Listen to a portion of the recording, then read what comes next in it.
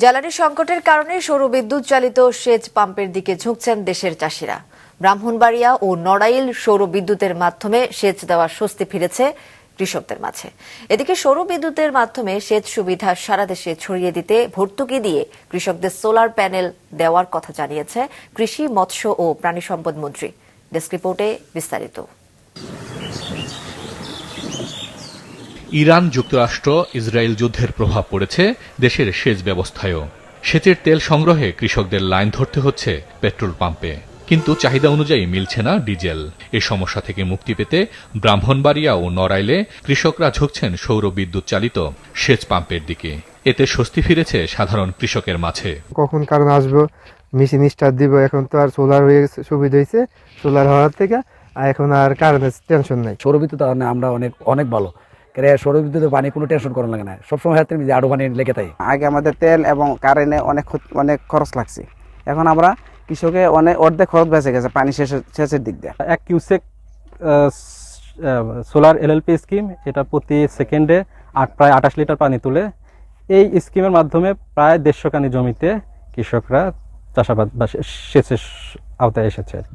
বাংলাদেশ কৃষি উন্নয়ন কর্পোরেশন বিএডিসির মাধ্যমে ব্রাহ্মণবাড়িয়ার কসবায় সৌরবিদ্যুৎ চালিত 17টি সোলার প্যানেল স্থাপন করা হয় 2 বছর আগে। প্রথমে কৃষকরা এতে সাড়া না দিলেও বর্তমানে জ্বালানি সংকটে প্রধান ভরসা হয়ে উঠেছে এই সোলার প্যানেল। এগুলোর মাধ্যমে শেষ সুবিধা পাচ্ছেন 1,500 কৃষক। সাশ্রয় হচ্ছে অন্তত 37,500 লিটার ডিজেল। অন্যদিকে নড়াইলে একই সুবিধার আওতায় এসেছে 250 বিঘা জমি। প্রতিদিন সাশ্রয় হচ্ছে 36 লিটার ডিজেল ও 132 ইউনিট বিদ্যুৎ। সোলার কম খরচ হয়, 100 টাকা ঘন্টা দিতে হয়, আর মেশিনে দেওয়া লাগে 200 টাকা ঘন্টা। খুব অল্প খরচে সূর্য থাকলেই আমরা দেওয়া যাচ্ছে কি যে আর কোনো তেলের জন্য আমাকে দৌড়াদৌড়ি করা লাগে। এখন সোলার দেশে পানির লাইন আছে, পানির লাইনের কারণে আমরা 4টে ফসল করে নিলিবিলি করতে পারছি।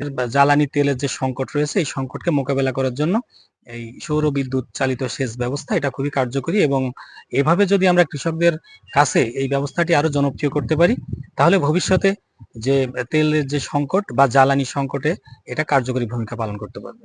বিএডিসি জানায়, চাহিদা বাড়ায় সৌর বিদ্যুৎ চালিত আরও সেচ যন্ত্রের জন্য আবেদন করা হয়েছে। এ প্রক্রিয়ায় সেচের সময় বাদে বছরের বাকি সময় উৎপাদিত বিদ্যুৎ জাতীয় গ্রিডে যুক্ত করার প্রকল্প প্রস্তাব মন্ত্রণালয়ে পাঠানো হয়েছে। ব্রাহ্মণবাড়িয়া জেলায় আমরা 17টি বড় সোলার সেচ যন্ত্র রয়েছে, যার প্রতিটিতে 2100 ইউনিট বিদ্যুৎ উৎপন্ন হচ্ছে প্রতি মাসে। এই যে উৎপাদিত বিদ্যুৎ সোলার প্যানেল হতে আমরা যদি গ্রিড কানেক্ট কনভার্টারের মাধ্যমে জাতীয় গ্রিডে স্থাপন করি, তাহলে প্রায় 17টি সেচ যন্ত্র হতে 35,000 ইউনিট প্রতি মাসে জাতীয় গ্রিডে সরবরাহ করার সুযোগ রয়েছে। এদিকে কৃষি, মৎস্য ও প্রাণী সম্পদ মন্ত্রী জানিয়েছেন, সেচের জন্য ভর্তুকি দিয়ে অগ্রাধিকার ভিত্তিতে কৃষকদের সোলার প্যানেল দেয়া হবে। যে কোনো পরিস্থিতিতেই এই শ্যালো এবং ডিপ টিউবওয়েল গুলিকে আমরা সোলার সিস্টেমে চলে যাওয়ার চেষ্টা করছি। যদি সোলার সিস্টেমে চলে যাওয়া সম্ভব হয়, তাহলে অত্যন্ত কম দামে আপনারা পানি পাবেন, এবং ওই সোলার সিস্টেমও শ্যালো এবং ডিপ টিউবওয়েলের প্রশ্নে সরকার ভর্তুকি দেবে। জ্বালানি সংকট মোকাবেলায় সৌর বিদ্যুৎ চালিত সেচ ব্যবস্থা উত্তম বিকল্প হতে পারে বলে মনে করছেন কৃষি সংশ্লিষ্টরা। হাসান মেহেদী, মাছরাঙা নিউজ ডেস্ক।